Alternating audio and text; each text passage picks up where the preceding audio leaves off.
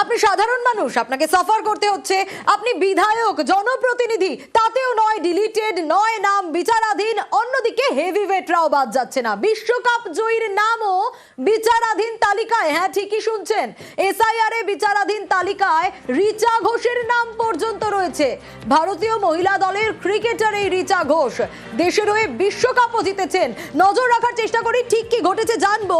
পার্থ রয়েছে আমার সঙ্গে। পার্থ, দেশের হয়ে বিশ্বকাপ জিতেছেন রিচা, সেক্ষেত্রে তার নাম পর্যন্ত এই তালিকায় থাকলো।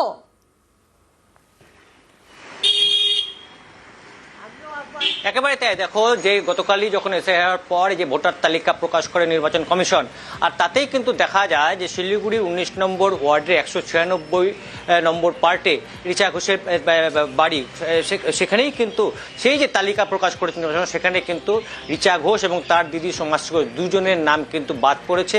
কোথায় রয়েছে? সে বিচারাধীন অবস্থায় রয়েছে এই দুজনের নাম। অথচ এই রিচা ঘোষ এই মুহূর্তে তিনি দেশের বাইরে অস্ট্রেলিয়াতে ক্রিকেট খেলতে ব্যস্ত। স্বাভাবিকভাবেই তার নাম বিচারাধীন থাকায় তার পরিবার যথেষ্ট উদ্বিগ্ন।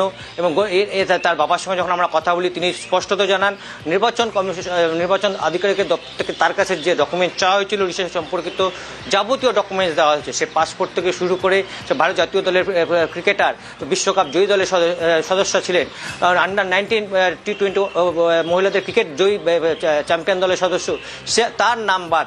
স্বাভাবিকভাবেই উদ্বেগে যেমন রয়েছে তার পরিবার। এবং আগামীকালই শিলিগুড়ি মহকুমা শাসকের দপ্তরের কাছে গিয়ে নির্বাচন আধিকারিকের কাছে বিষয়টি নিয়ে আলোচনা জানতে চাইবেন, কেন বাদ এবং কী কী আর কোনো ডকুমেন্টস লাগবে কিনা বিস্তারিত জানতে আগামীকালই রিচার বাবা মহকুমা শাসকের দপ্তরে যাবেন। শুধু রিচার পরিবারই নয়, তার যে এলাকা, যে ওয়ার্ড, সেই ওয়ার্ডের কাউন্সিলর থেকে শুরু করে শিলিগুড়ির মেয়র সকলেই কিন্তু উদ্বেগ প্রকাশ করেন। এবং তাদের অভিযোগ যে দায়সারাভাবে যে এই নির্বাচন কমিশনের যে এই এসআইআর সম্পর্কিত কাজ, যে দায়সারার যে অভিযোগ তৃণমূল কংগ্রেস থেকে করা হয়েছিল, তারই নমুনা। স্বাভাবিকভাবেই এই রিচার মতো সেলিব্রিটি তার নাম বাদ দেওয়া মানে কিন্তু শিলিগুড়ির পক্ষ কিন্তু একটা অপমানজনক, ভোটারদের পক্ষ একটা অপমানজনক, এমনটাই কিন্তু মন্তব্য করেছেন গৌতম দেব। এবং আগামীকালই 19 নম্বর ওয়ার্ডের কাউন্সিলর, সিপিএমের কাউন্সিলর, তিনিও কিন্তু গোটা বিষয়টি নিয়ে নির্বাচনের আধিকারিকের কাছে তিনি যাবেন এবং দ্বারস্থ হবেন রিচার পরিবারও।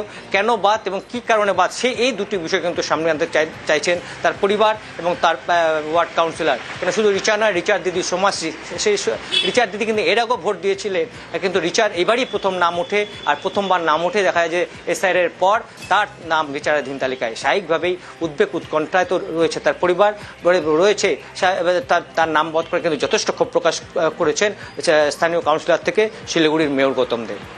বেশ,